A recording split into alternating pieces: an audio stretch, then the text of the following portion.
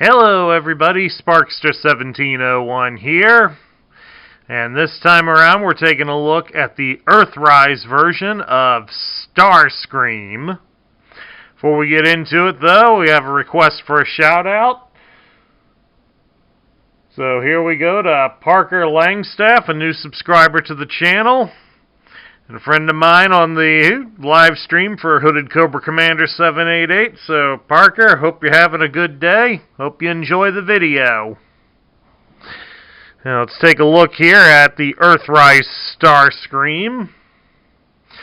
And he does look pretty good. He's very close to his animation model, surprisingly. But, of course, we also want to take a look at how does he compare to his original toy. Here's the original Starscream.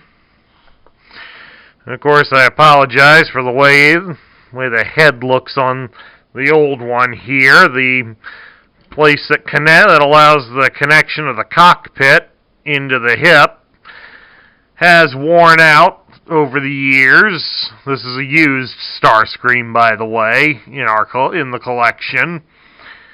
So, I never had this Starscream growing up. I had the Legends Starscream growing up, so...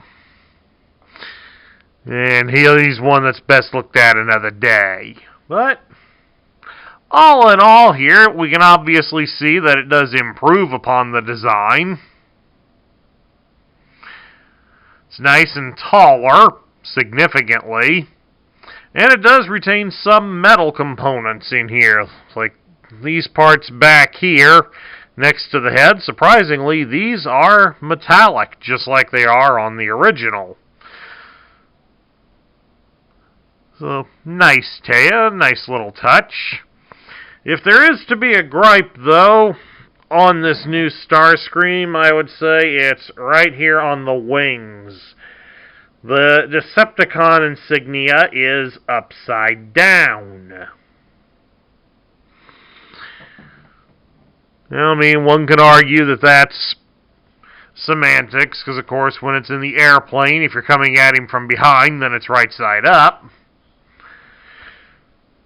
And of course, a lot of the instructions from the Generation 1 era always told us to have it so that when he's in robot mode, the symbol is right side up. But, oh well, I guess that's just personal preference. I think we can live with that. And of course, another big feature that's definitely going to be an improvement is the fact that this Starscream does not have the bevy of loose pieces that the original was famous for having. I mean, let's face it, on this one, just about everything was removable. You know, the guns on the side were removable, including the little cannons on the end, because he had missiles when he's in plane mode. The fists came off. All these wings here on the side, even the big wings came off. Then, of course, you had the landing gear for the front end. It's kind of just about everything imaginable could be removed on the old Starscream, and that's part of what's made the Seekers a pain for G1 collectors to find, because the parts are often very difficult to find, and in a few cases, some fans have even taken to gluing the guns or the missiles into these launchers permanently. Partially due to how weak the springs are in them, but then that kind of ruins the toy. But that's my opinion, and we've already covered that in the review for Starscream. Now, articulation-wise, old Starscream really didn't have a whole lot going for him.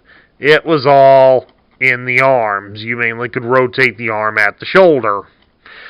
How well you could depended on the position of his wings behind him. But it could allow for full rotation if you did fold the wing entirely to the back. You could rotate his arm all the way around. And that was pretty much it. New Starscream Well, you've got considerably more. We can turn the head from side to side, and it is on a ball joint, so it will look up and down. His arms can be raised out about so far, and it can rotate at the shoulder. It supposedly can do it all the way, but the wing gets in the way of allowing that to happen. He does have a joint at his elbow, so you can bend his arm at the elbow 90 degrees, and he does have a swivel at the bicep. So for my G.I. Joe fans out there, he does have the swivel arm battle grip. And of course he can shift the fists out a little bit at the wrist, but that's more for transforming purposes than any real articulation. His legs can be spread apart about so far. And he can raise his leg at the hip just under 90 degrees, and he can bend at the knee. So Starscream does have a lot of posability. And unlike his Siege counterpart that was released last year, this Starscream does not feature any significant battle damage. So he even looks better. But of course, that just means Megatron hasn't beaten the stuffing out of him just yet upon arriving to Earth.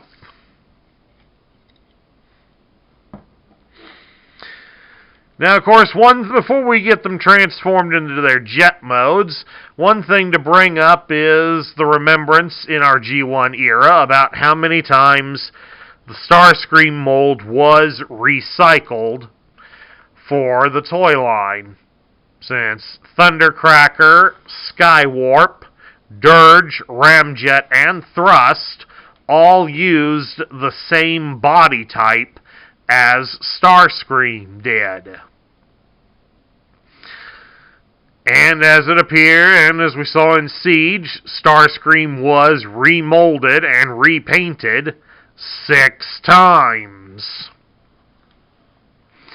Since we had Thundercracker available at retail, Skywarp was available through Amazon, the Rainmakers were sold as a 3-pack at Target stores, and Target's Red Card members could get Red Wing, all in the Siege line, and they were all repaints of Starscream.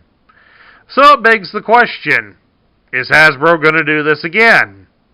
Unfortunately, the answer is yes. At some point this year, Target will get an exclusive 2-pack of Thundercracker and Skywarp. So basically, they will be repaints of Earthrise Starscream. Now, if Hasbro's going to make any more of those guys, I'd like to see Dirge, Ramjet, or Thrust get some love here. I mean, let's face it, we got the cone right back here. Unfortunately, when the cone's brought up, the cone covers his head.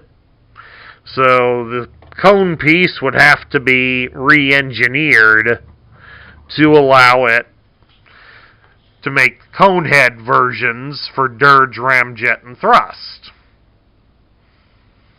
We'll just have to see if they decide to do that. Alright, let's get these guys into airplane mode and we'll take a look at them. Now, here we have both of them in their airplane modes. Of course, the original one was intended to be based off of the F-15 Eagle airplane, and the new one sort of retains a similar appearance, though slightly modified, of course, so that it less resembles the actual aircraft. Hasbro no longer wishes to pay for licenses on the vehicles, so they're trying their best to make them more obscure. And aside from a few color changes, it's actually a pretty close resemblance between the two toys. And of course, the original plane also featured landing gear. I mean, we had this removable piece here in the front, and of course there was some little wee wheels here on the back of the original where his feet were. The new one, however, does not feature any sort of landing gear, and, well, that's going to create some play wear when some kids do forced landings with him. So I'm guessing in a number of years the chest area here, which unfortunately can be seen prominently from most angles, this area here will likely suffer from some play wear due to scratches and such as Starscream is brought in for a landing. Of course, it does have a retractable landing gear here in the nose. Problem is that it is very much a pain to get out and get unstuck. Doesn't help this is a reasonably new toy, so there is that in there, but again, it's all plastic, so it's not going to roll anywhere. Before I forget, we should show you the accessory. This is one of Starscream's null ray cannons. He comes with 2 of them, obviously. So if you happen to buy this toy loose, you know what you're looking for. And you just connect in here under the wings. And of course, as you can see, also has a hole here in the top, so you can connect a Battlemaster or a Micromaster gun unit to him, and then he'll have a turret gun or some other options. And of course, since Starscream is done as one whole unit, he does swoosh reasonably good.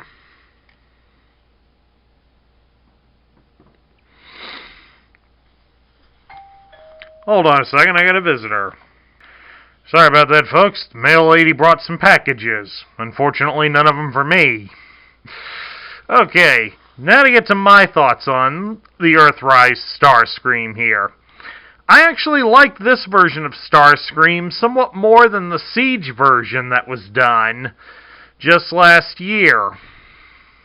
I mean, it does look more like Starscream, especially in the robot mode, and now the vehicle mode definitely resembles how we all, growing up in the 1980s, remember Starscream. This is the kind of toy we would have loved to have had back in the day, but unfortunately what we got was the G1 version here, and it's not a bad toy per se. Unfortunately, it's just become a dated product in the years that have come since, especially with how difficult it is for modern collectors to find him.